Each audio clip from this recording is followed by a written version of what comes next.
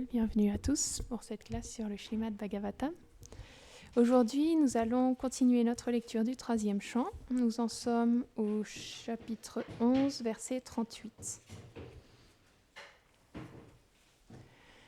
Avant de commencer cette classe, j'implore les bénédictions de mon maître spirituel, de Srila Prabhupada, de toute l'affiliation spirituelle et de tous les dévots assemblés pour pouvoir glorifier Krishna et ses divertissements, ses dévots aujourd'hui.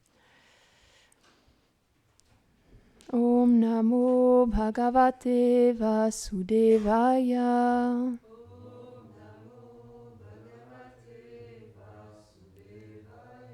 Om Namo Bhagavate Vasudevaya.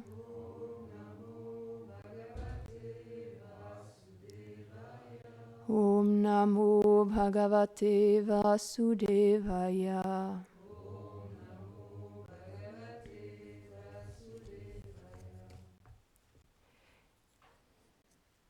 Kalo yandvi paradhakyo Nimesha upacharyate Avyakritasya nantasya Yada nerjagatatmana.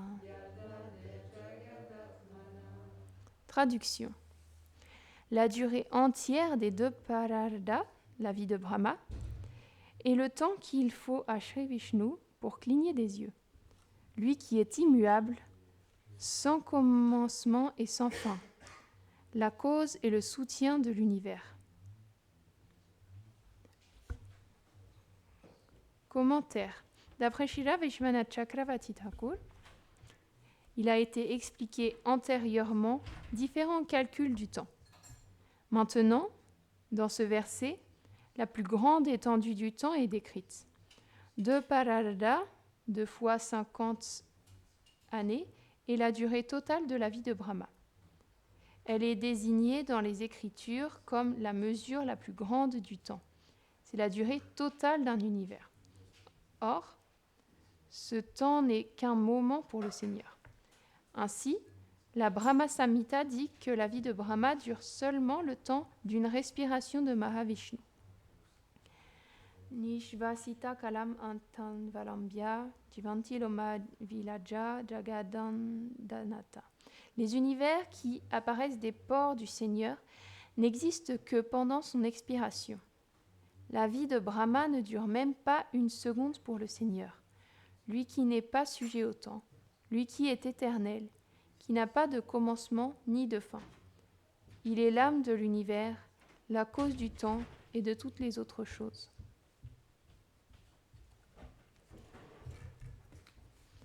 Om Agyanatimirandasya Gyananjana Sharakaya Chakshurun Miritam Yena Tasmai Shri Gurave Namaha Shri Chaitanya Manobishtam Stapitam Yena Bhutale Swayam Rupa Kadamayam Dadati Svapadantikam.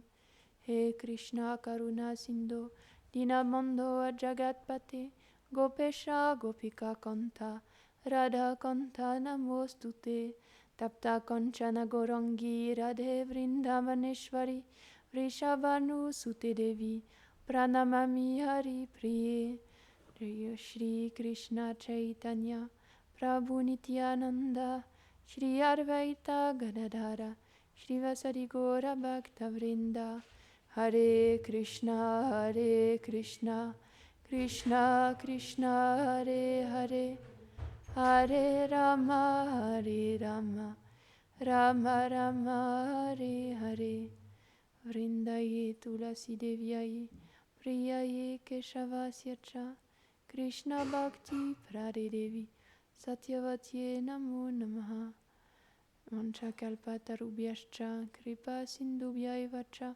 Patitanam Pavanebhyo Vaishnavebhyo Namo Namaha Namom Vishnupadaya Krishna Preshtaya Bhutale Shrimate Bhakti Vedanta Swaminiti Namine Namaste Sarasvate Deve Gauravani Pracharine Nirvishesha Shunyavadi Paschatya Reshatarine.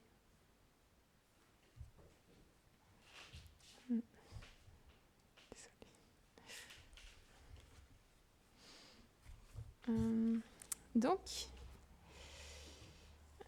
au tout début de ce chapitre, qui décrit l'énergie du temps du Seigneur, on a commencé par parler de la plus petite particule de temps. Je crois que c'était le temps qu'il faut pour que le soleil passe par-dessus une petite particule de lumière. Et sur la plus petite particule qui existe. Et maintenant, on en est à décrire la vie de Brahma, qui dure de Pararda. Et donc de Pararda, c'est équivalent à 2 fois 50 années de Brahma. Sauf que 2 fois 50 années de Brahma, c'est pas rien pour nous en tant qu'êtres humains, parce que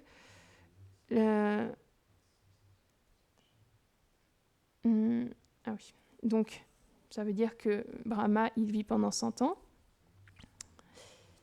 Donc ça fait 100 fois 365 jours. Sauf qu'une journée de Brahma, ça fait 311 billions 40 milliards d'années humaines. Donc, même j'ai du mal à imaginer ce que ça représente. J'ai le cerveau trop limité pour comprendre ces grands chiffres-là. Donc je vous l'ai dit juste pour que vous le sachiez. C'est très très très très très très très très très long. Donc, toutes ces années-là, c'est un clignement d'œil pour Mahavishnu. Et en fait, ça nous montre plusieurs choses. Que l'énergie de Krishna, elle est encore une fois inconcevable. Et le temps, c'est aussi une énergie de Krishna. Il lui dit lui-même dans la Bhagavad Gita, je suis le temps qui tout dévore. Qui dévore, oui c'est ça, qui tout dévore. Donc, Krishna, il vient aussi comme le temps qui dévore tout sur son passage, mais en même temps, ce temps, il est relatif, parce que tous les êtres, ils ont l'impression de vivre longtemps. Il y a des insectes qui vivent pendant une journée, et ils ont l'impression de vivre une durée de vie normale. Nous, on a l'impression que notre durée de vie, elle est assez longue quand même. 100 ans, c'est pas mal, mais pour Brahma, qu'est-ce que c'est ? C'est rien du tout. Et la durée de vie de Brahma, pour Mahavishnu, qu'est-ce que c'est ? Là, je ne sais pas s'il parle de Mahavishnu ou c'est de quel Vishnu qui parle. Vishnu, Ashri Vishnu. Je ne sais pas lequel des Vishnu il s'agit, mais peut-être que c'est Vishnu. Moi, je ne sais pas. Oui, ouais, certainement. Bon, en tout cas, la vie de Brahma, elle est équivalente à un clignement d'œil de Vishnu. Et donc, quand on pense à tout ça, ça permet de voir comme tout passe comme ça. Tout ce monde-là, finalement, toute notre vie, tout ce qu'on a construit dans cette vie, ce sera fini bientôt. Ça représente quasiment rien. À l'échelle de l'éternité, c'est rien du tout. C'est un rêve qui va s'évanouir. Des fois, quand on fait des rêves, on a l'impression qu'on a dormi vraiment longtemps, on a eu toute une aventure.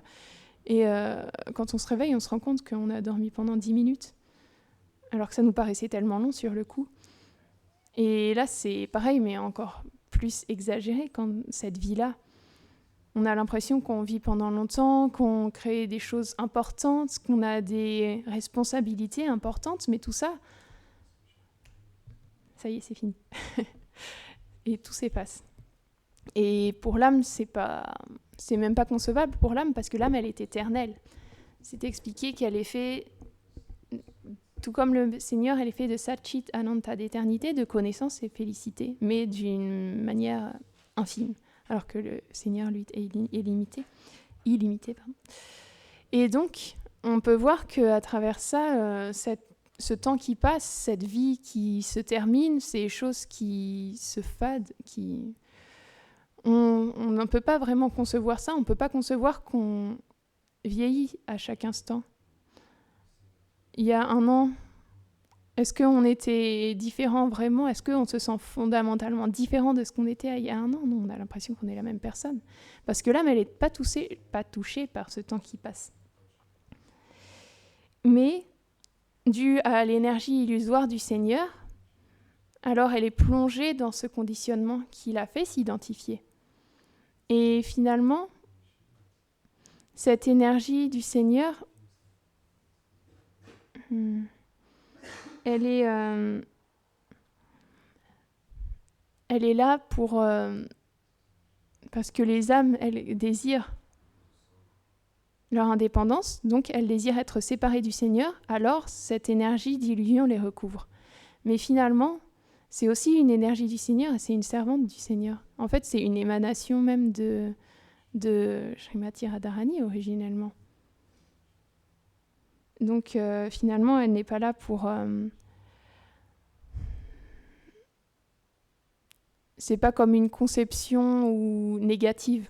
C'est juste que les âmes désirent être libres, alors elle leur donne elle les recouvre de cette illusion d'ignorance, de cette énergie qui leur fait devenir ignorantes de leur réalité. Mais les âmes, au bout d'un moment, elles peuvent venir à se poser cette question. Qui est-ce que je suis réellement? Pourquoi est-ce que je vis ici? Et c'est à ce moment-là que le chemin vers notre vérité commence. Et quand on voit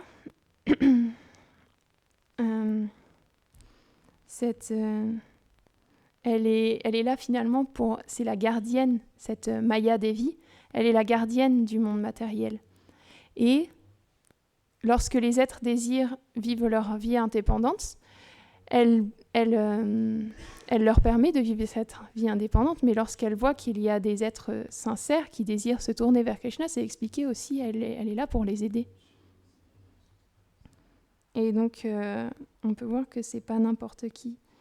Et pour en revenir à cette énergie, à ce moment-là, qui est décrit lorsque Brahma, de la vie de Brahma, on peut voir qu'au tout début du Srimad Bhagavatam, non, je ne sais plus s'il est au début, mais dans le Srimad Bhagavatam, il est décrit à un moment donné comment Brahma il se réveille dans son lotus et que toute la création, elle n'est pas encore faite, c'est entre deux créations. Et donc, à ce moment-là, parce que ce monde matériel, il est créé et de nouveau détruit, et de nouveau créé et de nouveau détruit. Parfois, il y a cette annihilation, soit partielle, soit totale. Et donc... pardon. Faut que je me concentre. Et donc, à ce moment-là...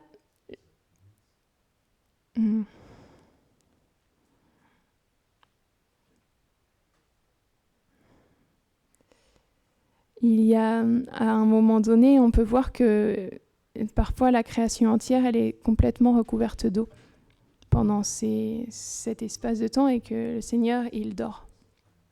Vishnu, il est en sommeil. Et alors qu'il est en sommeil, un jour, il y a deux êtres qui sont sortis de lui, deux démons. Parce que lorsqu'il y a cette annihilation, tous les jivas, ils rentrent à l'intérieur du corps de Vishnu. Mais là, il y en a deux qui sont sortis. Et ces deux êtres, c'était les démons Madhu et Ketaba. Et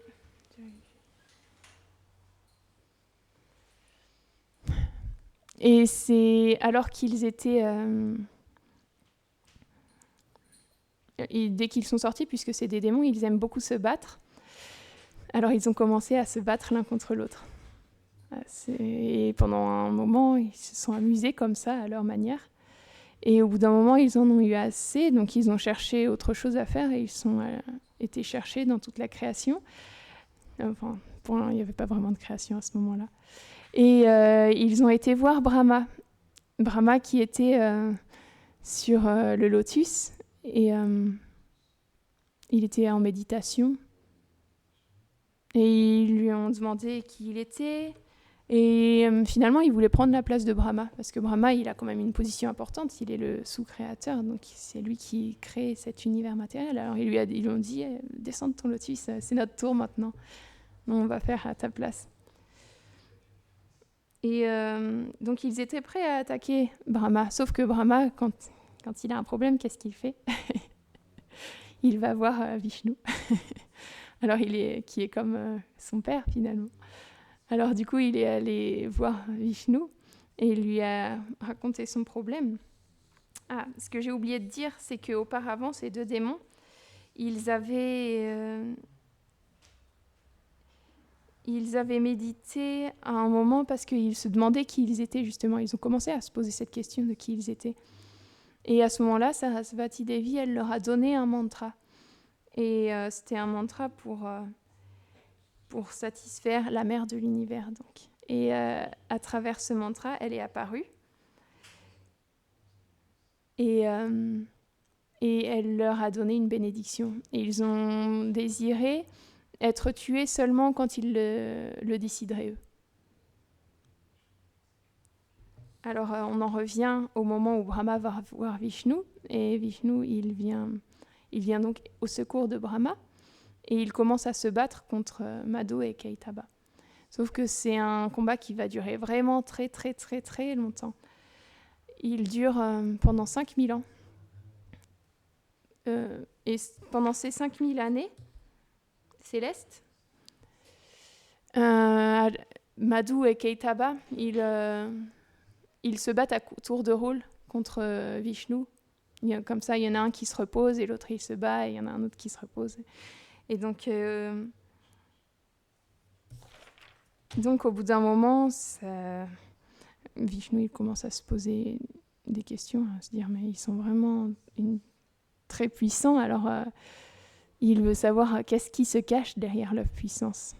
Alors il prend un instant, il leur dit d'attendre un instant, voilà. Et il va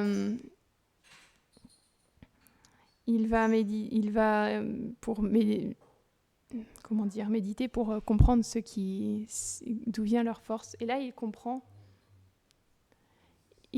que leur force, elle vient de celle qu'on appelle, elle a plein de noms, la mère de l'univers, mais on appelle parfois Maya Devi, mais elle a plein de noms différents selon le rôle qu'elle remplit. Et donc, à ce moment-là, il se rend compte qu'elle leur a donné une bénédiction. Et il la voit apparaître comme dans sa forme de Kali. Et donc après ça, il va de nouveau voir ces deux démons et il leur dit qu'ils souhaitent se reposer parce qu'eux, ils se battent à tour de rôle et ils ont le temps, mais lui, il ne peut jamais se reposer. Ils lui ont dit non, si tu veux, à ce moment-là, tu nous fais signer un contrat et tu nous donnes ta place et celle de Brahma, mais sinon, on continue de se battre. Alors ils continuent de se battre, mais à ce moment-là, c'est Kali Devi qui apparaît. Et elle a une beauté extraordinaire et étant donné que les démons, cette concupiscence, ils deviennent troublés par sa présence. Et alors du coup, c'est comme si de cette manière-là, elle aide Vishnu à se battre contre ces deux démons. Et elle les regarde, du coup, ça les trouble vraiment. Et à ce moment-là, au bout d'un moment, Vishnu, il leur dit « Oh, je vois que vous me livrez vraiment un combat exceptionnel. Alors laissez-moi vous donner une bénédiction. » Et déjà, ils sont offensés parce qu'ils sont très orgueilleux. Alors il dit « Mais non, mais pour qui tu nous prends? On n'a pas besoin de tes bénédictions. » En plus de ça, vu qu'il y a Kali Devi qui les regarde, ils veulent comme se vanter un peu. Pas perdre la face devant elle, ils veulent montrer à quel point ils sont puissants, etc. Ils disent à Vishnu, oh mais non, mais ce n'est pas nous ce n'est pas toi qui devrais nous donner une bénédiction, c'est nous qui pouvons te donner une bénédiction. Et à ce moment-là, Vishnu, il leur répond que oui, oh d'accord, j'accepte votre bénédiction. Alors je souhaite que je souhaite pouvoir vous tuer. Alors à ce moment-là, ils acceptent finalement la bénédiction et ils disent oh oui, mais d'accord, mais on veut seulement être. À ce moment-là, on accepte ta bénédiction de n'être tué que sur la terre. Sauf qu'à ce moment-là, toute la création est couverte d'eau. Mais c'est pas n'importe qui, ils se battent contre Vishnu. Donc du coup, il fait que toute cette eau, elle devienne de la terre et apparaisse de la terre. Et à ce moment-là, avec son Sudarshan, il leur a tranché la tête. Et c'est comme ça que finalement, il a pu tuer ces deux démons. Et c'est comme ça qu'on l'appelle par la suite. Un nom de Krishna, c'est aussi Madhusudan, celui qui a tué le démon Madhu. Et donc, c'était juste pour vous partager ce divertissement-là qui était en lien avec toute cette création, tout ce cycle qui recommence encore et encore. Là, c'est passé entre deux cycles. On peut voir que finalement, cette conception matérielle des choses, elle ne tient qu'à notre façon de voir les choses, parce que c'est l'énergie de Krishna qui est tout autour de nous et qu'on peut s'engager à chaque instant au service de Krishna à travers cette énergie-là aussi. Mais simplement, c'est nous qui avons ce pouvoir de décider, soit de servir nos sens, soit de servir Krishna. Parce que à chaque instant, on peut s'engager à son service. C'est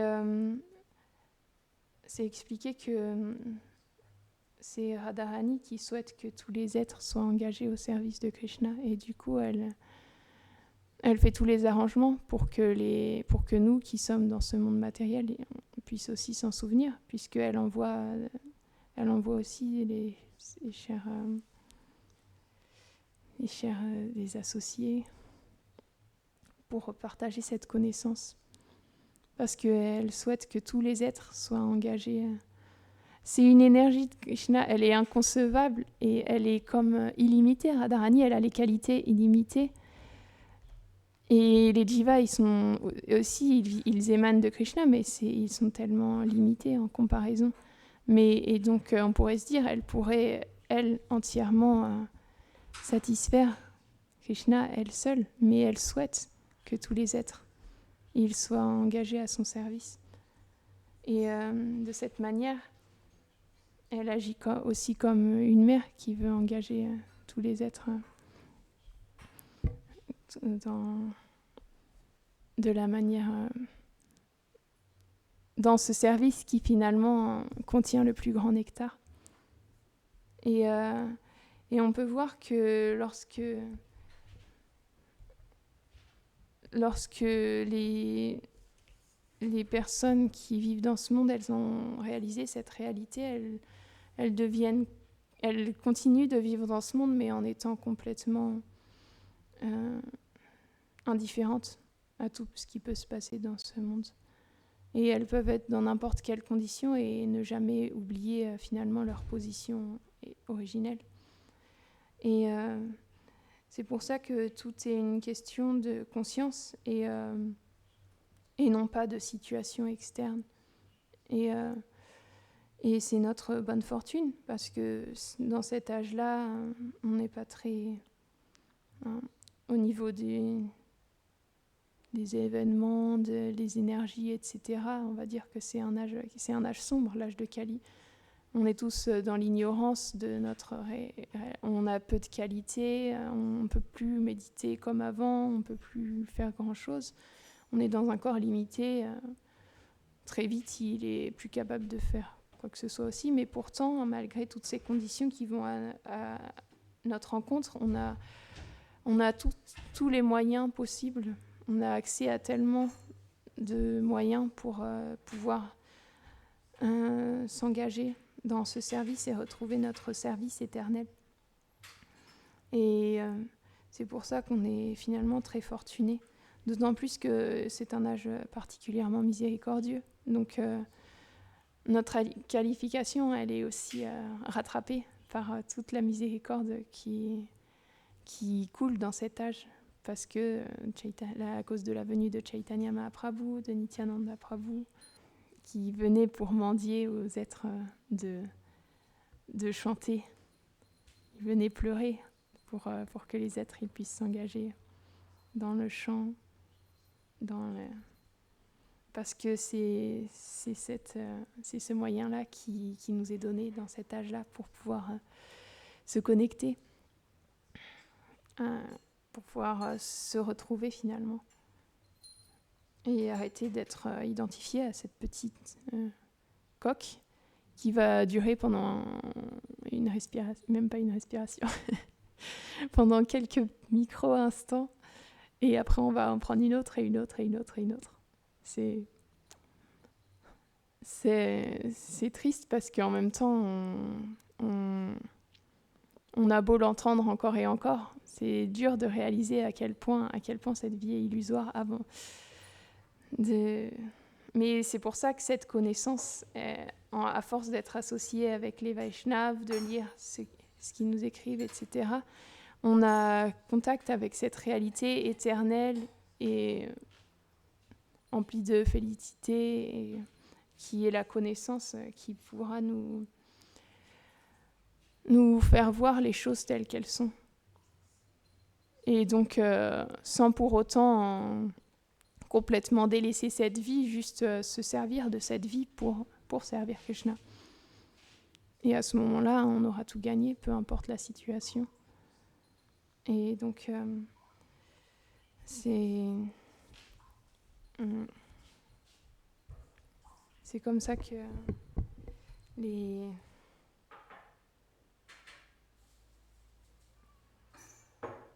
Vaishnavas viennent nous éclairer. C'est dur de comprendre parce qu'on ne sait pas à quoi tout ça ressemble. Il y a cette histoire avec ces deux enfants qui sont dans une grotte. Enfin, il y en a un qui n'a jamais vu le soleil, il est avec cette petite lanterne dans sa grotte. Et il y a cet autre enfant qui vient le voir et qui lui dit, qui commence à lui décrire le soleil. Et donc le premier enfant qui est avec sa lanterne, il lui dit « Oh, mais alors, c'est grand comment? Comme 2 fois ma lanterne? 3 fois ma lanterne ?» Et il lui dit « Mais non, c'est beaucoup plus grand. Comment comparer le soleil avec une petite lanterne? C'est pas possible. Ça éclaire beaucoup plus qu'une lanterne, ça éclaire dans toutes les directions, jusqu'à l'horizon. » Et donc finalement, il l'amène voir le soleil. Et quand il voit le soleil, il se rend compte qu'il peut lâcher sa lanterne, sa petite lanterne. Sa petite connaissance limitée, elle ne sert plus à rien quand il voit la vérité. Et c'est comme ça que les Vaishnavas, ils viennent nous voir dans notre petite grotte et ils nous prennent par la main et ils nous emmènent voir le soleil. Donc, c'est pour ça que même si ça fait des milliards de vies et des milliards de vies qu'on est, comme c'est décrit ici, que ça fait même toutes ces années, ça ne représente pas grand-chose finalement. Et une fois que le jiva se reconnecte à sa réalité, tout ça, ça s'efface. Et juste, il pourra être servi dans son éternité. Et peu importe, même les Vaishnavas, ils désirent simplement servir, peu importe l'endroit où ils sont. Et donc, c'est pour ça qu'on suit dans leurs traces et qu'on s'associe avec le Srimad Bhagavatam aussi, qui nous offre cette connaissance pour nous éclairer. Et donc, c'est ce que je voulais partager aujourd'hui avec vous. Srimad Bhagavatam qui